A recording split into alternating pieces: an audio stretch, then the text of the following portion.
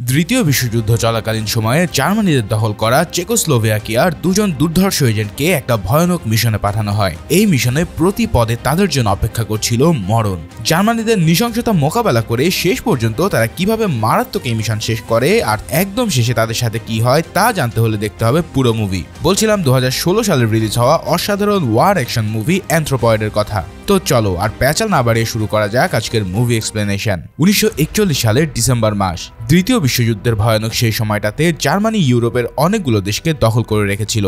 তার মধ্যে অন্যতম ছিল তৎকালীন চেকোস্লোভাকিয়া।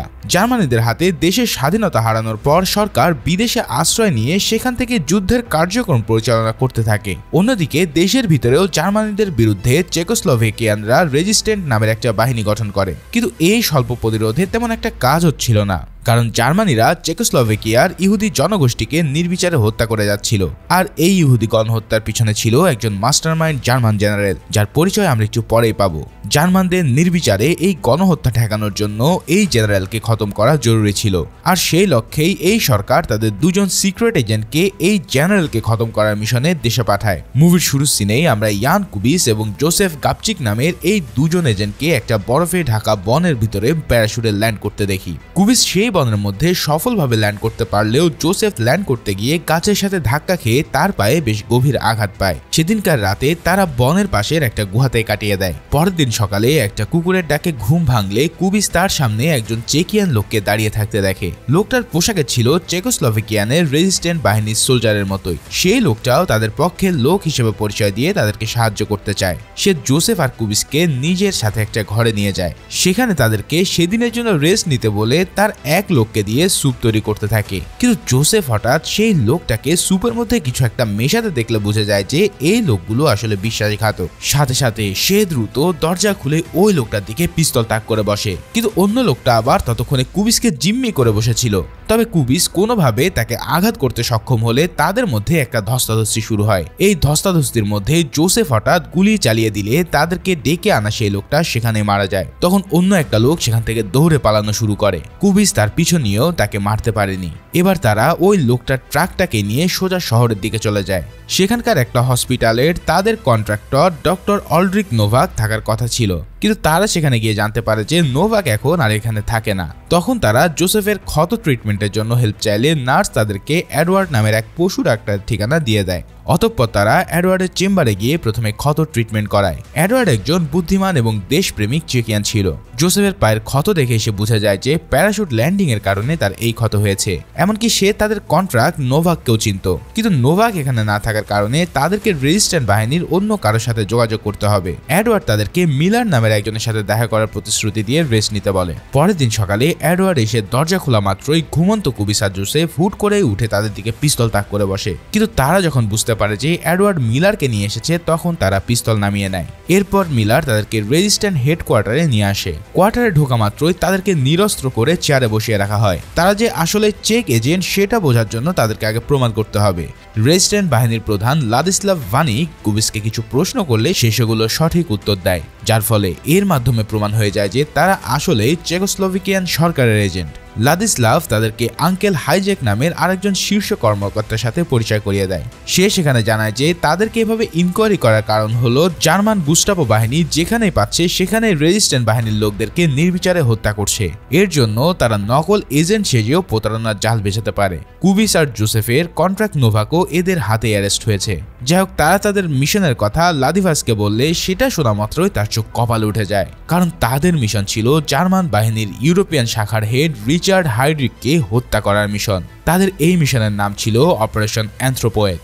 এই মিশন যে একই সাথে রিস্কি এবং খুবই কঠিন তা তো আর বলার অপেক্ষা রাখে না, কারণ জার্মান বাহিনীতে হিটলার আর হিমলারের পরে সবচেয়ে বেশি ক্ষমতাধর হলো এই হাইড্রিক। লাদিস্লাভও এই কথা শোনার পর এমন রিস্কি মিশনের তীব্র বিরোধিতা করে। যদি তারা হাইড্রিককে মারতেও সক্ষম হয় তাহলে হিটলার প্রতিশোধের নেশায় পুরো চেকোস্লোভাকিয়াকে ধুলোর সাথে মিশিয়ে দেবে। তখন জোসেফ আর লাদিসভারের মধ্যে ভীষণ একরকম তর্কাতর্কি শুরু হয়ে যায়। তবে আঙ্কেল হাইজ্যাক তাদেরকে শান্ত করে বলে যে তাদের উচিত হবে সরকারের আদেশ ফলো করা, কারণ জার্মানিদের আঘাত দেওয়ার জন্য এই হাইড্রিককে শেষ করাটা অত্যন্ত জরুরি। এরপর সে জোসেফ আর কুবেসকে একটা বাড়িতে নিয়ে আসে। মূলত মারাভেক ফ্যামিলি নামের এই একটা পরিবার তাদেরকে আশ্রয় দিতে রাজি হয়েছিল। হাইস্কি তাদেরকে মারাভেক পরিবারের সাথে পরিচয় করিয়ে দেয়। এই ফ্যামিলিতে মিসেস ম্যারাভেক নামের মধ্যবয়স্ক মহিলা ছাড়াও তাদের ছেলে আতিয়া এবং মেইড মারিয়া ছিল। জার্মানিরা সেই সময়টাতে রাস্তাঘাটে তরুণ কিংবা মধ্যবয়স্ক ব্যক্তি দেখলে সন্দেহ করে বসত। তাই হাইস্কি তাদেরকে বলে দেয় যে তারা যেন খুব বেশি বাইরে না যায়, আর গেলেও তারা যেন একসাথে না বেরোয়। সবার সাথে পরিচয় হওয়ার পর সেই রাতে তারা একসাথে ডিনারও করে। এদিকে কুবিস আবার মেইড মারিয়ার উপরে ক্র্যাশ খেয়ে যায়। তাছাড়া বাইরে গেলে একজন নারী সঙ্গ থাকলে কাপল হিসেবে তাদেরকে কেউ সন্দেহ করবে না। তাই কুবিসও মারিয়ার সাথে বেশ ভালোই ভাব জমিয়ে ফেলে। তখন জোসেফও মারিয়াকে তার কোনো একটা বান্ধবীর সাথে যোগাযোগ করিয়ে দিতে বললে সে তাদেরকে নিয়ে বাইরে যেতে রাজি হয়। মারিয়াও তার বান্ধবী লেঙ্কাকে নিয়ে আসার কথা দেয়। পরের দিনে নিউ ইয়ার পার্টিতে জোসেফ এবং লেঙ্কার মধ্যে পরিচয় করিয়ে দেওয়া হয়। ওদিকে 31st নাইটের ওই পার্টিতে জোসেফ আর কুবিস আগে থেকে উপস্থিত ছিল। কিছুক্ষণ পর মারিয়াও সেখানে লেঙ্কাকে নিয়ে আসে। এখানে থাকাটা কিন্তু তাদের জন্য বেশ রিস্কি ছিল, কারণ তাদের আশেপাশে ছিল অসংখ্য জার্মান সোলজার। তার উপরে লেঙ্কাকে লিপস্টিক পরে আসতে দেখে জোসেফ কিছুটা রেগে যায়, কারণ এই লিপস্টিকের কারণে তারা সহজেই জার্মানদের চোখে পড়বে। তাদের মধ্যে ছোটখাটো তর্ক হতে থাকলে জোসেফ হঠাৎ লেঙ্কাকে তার গালে থাপ্পড় মারতে বলে, কারণ জার্মানিরা তাদেরকে এভাবে আলাপ করতে দেখলেও সন্দেহ করে বসতে পারে। তাই তাদের সামনে কাপড় সাজার জন্য এটা করা জরুরি ছিল। এই সব শুনে লেঙ্কা তখন ব্যাপারটা বুঝতে পেরে জোসেফের গালে এক কষে থাপ্পড় দেয়। এভাবে কিছুটা শীতল পরিচয়ের মাধ্যমে তারা সেখান থেকে বেরিয়ে আসে। পরের দিন জোসেফ আর কুবিস আবারও রেস্টন হেডের সাথে দেখা করে আসে। এবার সে তাদেরকে বেশ কিছু অস্ত্রশস্ত্র দেখায় যেগুলো তারা প্রয়োজন মতন ব্যবহার করতে পারবে। এছাড়াও সে জানায় যে হাইস্কি কিছু লোক জোগাড় করেছে তাদেরকে এই মিশনে সঙ্গ দেবে বলে। সেদিন বিকালে একটা ক্যাফেটেরিয়ায় তাদের মধ্যে মিটিং ফিক্স করা হয়।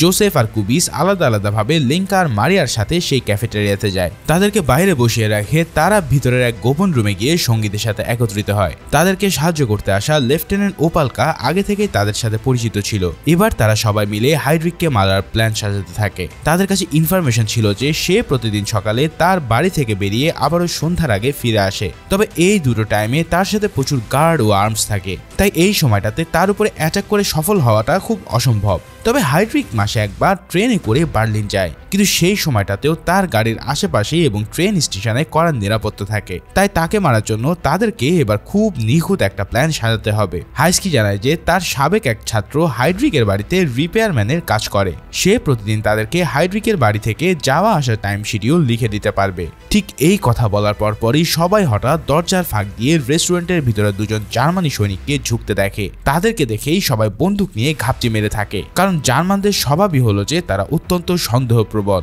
কখন যে তারা এই সিক্রেট রুমে ঢুকে পড়ে তা ঠিক বলা সম্ভব না। তবে ওই জার্মান সৈনিকগুলো কফি খেতে খেতে বাইরে বসে থাকা মারিয়া এবং লেঙ্কার সাথে ফ্ল্যাট করা শুরু করে। কিন্তু হঠাৎ ভিতরের রুমে থাকা এজেন্টদের মধ্যে একজনের হাতে লেগে একটা ব্যাগ মাটিতে পড়ে শব্দ হয়। সেই শব্দ শুনে সৈনিকদের একজন সেদিকে এসে উকি দিতে থাকলে সবার জান প্রায় হাতে চলে আসে। তবে সেই মুহূর্তে লেঙ্কা ব্যাপারটা আঁচ করতে পেরে তার হাত দিয়ে একটা কাপ টেবিল থেকে নিচে ফেলে দেয়। এবার কাপ ভাঙার শব্দে জার্মান সৈনিকদের মনোযোগ ঘুরে গেলে সে আবারও লেঙ্কার দিকে তাকিয়ে হাসতে থাকে। এভাবেই অল্পের জন্য জোসেফ, কুবিস আর তার সঙ্গীরা মিশন শুরু হওয়ার আগেই উপরে পৌঁছানোর হাত থেকে বেঁচে ফেরে। মিটিং শেষের পর হাইস্কি সবাইকে বলে যে এই মিশনটাতে রেজিস্ট্যান্সের প্রায় সবাইকে জড়িত হতে হবে। তাই তাদের মধ্যে যদি কেউ ধরা পড়ে যায় তাহলে পুরো রেজিস্ট্যান্সই ধ্বংস হয়ে যাবে। জার্মানিরা তাকে ভয়ানক লেভেলের টর্চার করে সমস্ত ইনফরমেশন নিয়ে নেবে এবং পুরো বাহিনীটাকে ধ্বংস করে দেবে। তাই যে কোনো মূল্যে তাদের হাতে ধরা দেওয়া চলবে না। তার জন্য প্রয়োজনে সুইসাইড করার সাহসটাও থাকতে হবে।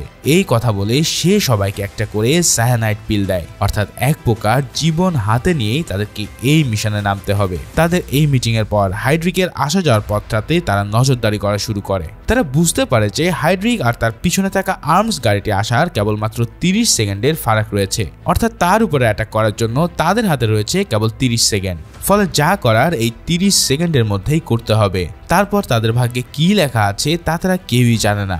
এদিকে হাইস্কির ওই ছাত্র হাইড্রিকের বাড়ি থেকে এসে প্রতিদিন তার আসা যাওয়ার সময়টা একটা কাগজে লিখে জোসেফদের সাপ্লাই করতে থাকে। তারা যখন নিজেদের মধ্যে আলাপ করছিল ঠিক তখনই মারিয়া আর লেঙ্কা বুঝে ফেলেছে জোসেফ আর কুবিস হাইড্রিককে মারার জন্যই এখানে এসেছে। প্রথমে লেঙ্কার রাগ দেখে জোসেফ ভেবেছিল যে হয়তো এক্ষুনি তাদেরকে সাহায্য করা ছেড়ে দেবে, কিন্তু সে জানায় যে কোনো জার্মানকে মারতে পারাটা তার জন্য এক প্রকার স্বপ্ন।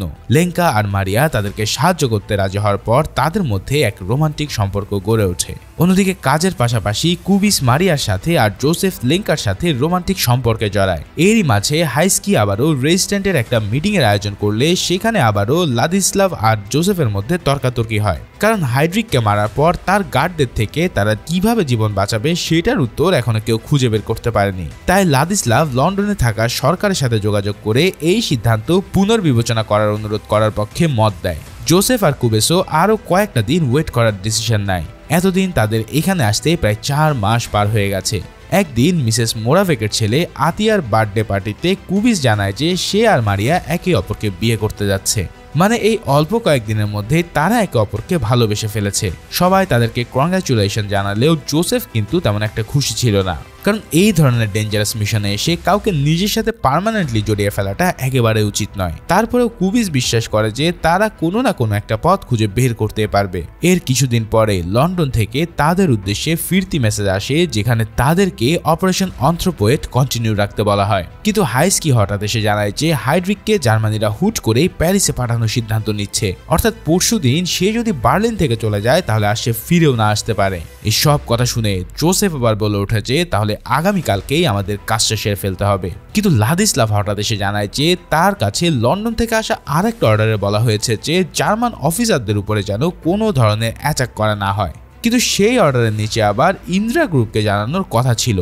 তাই জোসেফ বলে যে এই অর্ডারটা শুধু হয়তো ইন্দ্রা গ্রুপের জন্যই, কারণ তাদের কাছেও মিশন কন্টিনিউ রাখার জন্য ডিরেক্ট অর্ডার এসেছে। তখন লাদিস্লাভ এই অর্ডারটাকে ভেরিফাই করার জন্য আরো কয়েকটা দিন ওয়েট করতে চায়, কিন্তু জোসেফের কথা হলো যে তাদের হাতে একদমই সময় নেই। পরশু দিনের পর হাইড্রিককে আর চেকোস্লোভাকিয়ার ত্রিসীমানাও দেখা যাবে না। হাইস্কিও মিশন কমপ্লিট করার পক্ষে মত দেয়, কারণ তার কাছেও ওই অর্ডারটা কেবল ইন্দ্রা গ্রুপের জন্য মনে হচ্ছিল। তখন লাদিস্লাভ সবাইকে উদ্দেশ্য করে বলে যে আমি জানি তোমরা হয়তো আমাকে সন্দেহ করো, কিন্তু আমি যদি জার্মানিদের সাথে থাকতাম তাহলে তোমরা এখানে এই অবস্থায় জীবিত থাকতে না। জোসেফ তখন তাকে ভয় পাওয়ার কারণ জিজ্ঞেস করলে সে বলে সে কেবল এই দেশটাকে শেষ হয়ে যেতে দেখতে চায় না।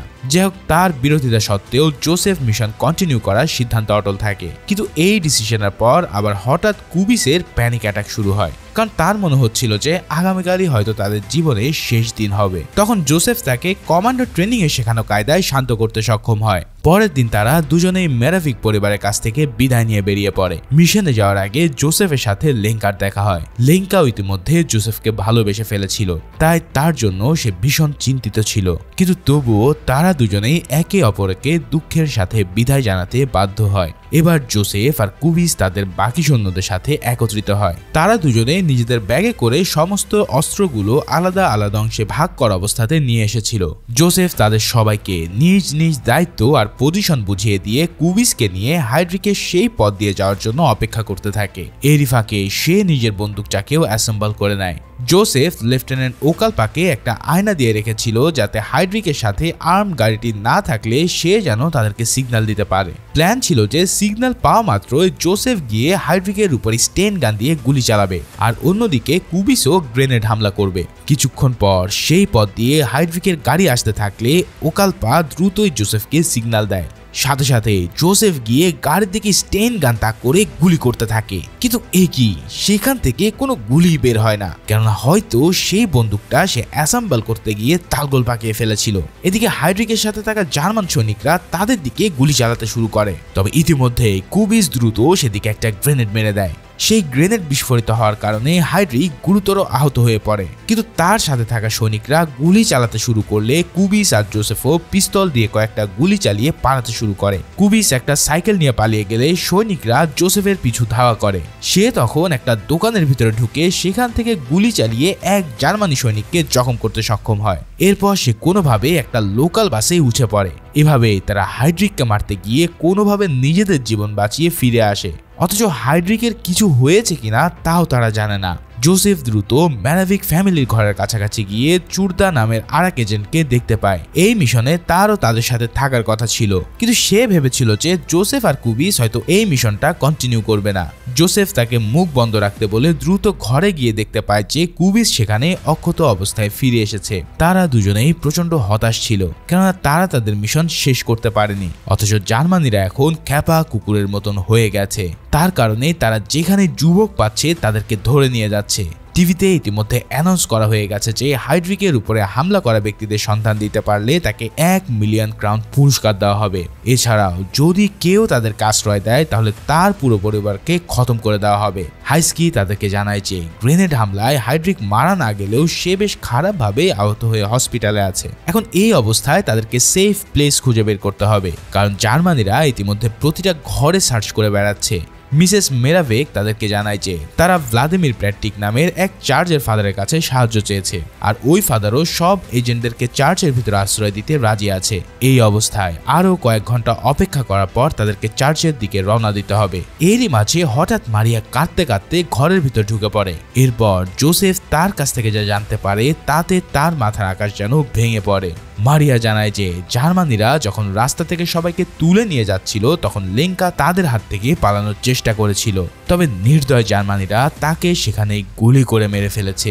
এই কথা শোনার পর জোসেফ প্রথমে মারিয়াকে সান্ত্বনা দেয় ঠিকই, কিন্তু পরক্ষণে সে নিজেই অঝোর ধারায় কাঁদতে থাকে। তারপর সে ল্যাঙ্কার মৃত্যুর জন্য নিজেকে ব্লেম করতে করতে তখনই জার্মানিদের উপর হামলা করার জন্য দরজার দিকে ছুটে যায়। তখন কুবিস এসে তাকে শান্ত করতে বোঝায় যে ল্যাঙ্কার মৃত্যুতে তার কোনো দোষ নেই, কিন্তু জোসেফ তবুও পাগলের মতো কাঁদতে থাকে।